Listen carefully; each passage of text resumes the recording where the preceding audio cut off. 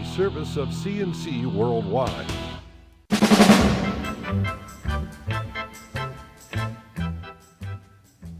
CNC Podcasts are a service of CNC Worldwide, and they're brought to you by the Greece Chamber of Commerce, providing more than 800 member companies with business solutions since 1984.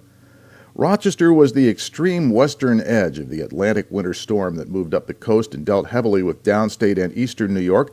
Governor Cuomo declared a state of emergency Thursday as snow fell at 2 to 3 inches per hour. New York City got about a foot. The National Weather Service says a zone that covered downstate, the Hudson Valley, and up into New England got anywhere from 10 to 24 inches of snow. And after the storm Thursday night and Friday morning, winds began picking up.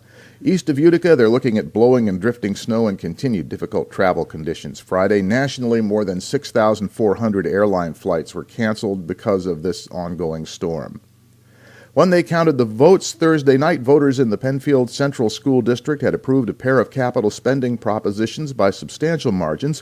One is to upgrade athletic and phys ed facilities for $2.8 million. The other to improve security at all the district's schools for $3.6 million. Both projects largely funded by state dollars, plus money Penfield Central already has in the bank, so there's no tax increase associated with either of these. Both passed by margins of better than 5-1.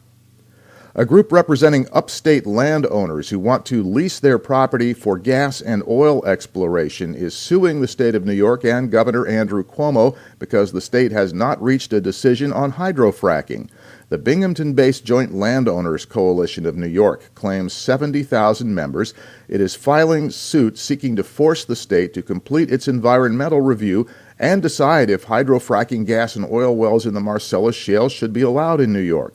The coalition says its members are unable to benefit from their mineral rights because the state is foot-dragging on the environmental review, and they say the state is doing it for political reasons. Both the state environmental and health commissioners said at state budget hearings last week that there is no timeline for completing either the health or the environmental reviews.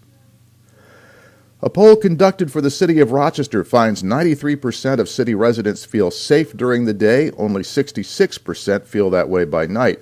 The poll also finds that 45% of city residents don't trust the Rochester Police Department, even though 70% say they have a favorable opinion of the department as a whole. Mayor Lovely Warren and Interim Police Chief Michael Simonelli released those numbers at a press conference. They say they're moving to address that lack of trust in the police department with a new focus on citizen policing. Chief Simonelli says the poll conducted by Cornell University shows that when people interact with his officers, they end up with a more positive impression of the department. The chief says the RPD has started small group meetings with concerned citizens and has boosted its social media presence. The department is also working on Mayor Warren's campaign pledge to divide the city into 4 precincts instead of the current 2, so that department leadership will be run closer to the neighborhoods. Time Warner has accepted the purchase offer from Comcast. It will form the nation's largest cable and high-speed internet company if the deal can stand up to the scrutiny of federal regulators, because, as we've said before, this represents another massive concentration of media power. The deal will get a very thorough scrutiny. The Comcast deal is to buy Time Warner for more than $45 billion worth of Comcast stock. According to the Greater Rochester Enterprise, Time Warner Cable has about 325,000 subscribers in the Rochester market, about 67% of the region's households. Time Warner told us Thursday it's focusing on customer service locally and does not expect any changes for the time being. The State Health Department has approved the plans for Strong West, the ambulatory surgical center planned by UR Medicine and the former Lakeside Community Hospital in Brockport. Health Department approval means Strong Memorial can go ahead and convert the closed hospital. A final architectural review is still needed before the construction can begin, but UR Medicine says it hopes to begin renovating the operating rooms and patient care space in April, and they hope to be up and running in the third quarter of the year.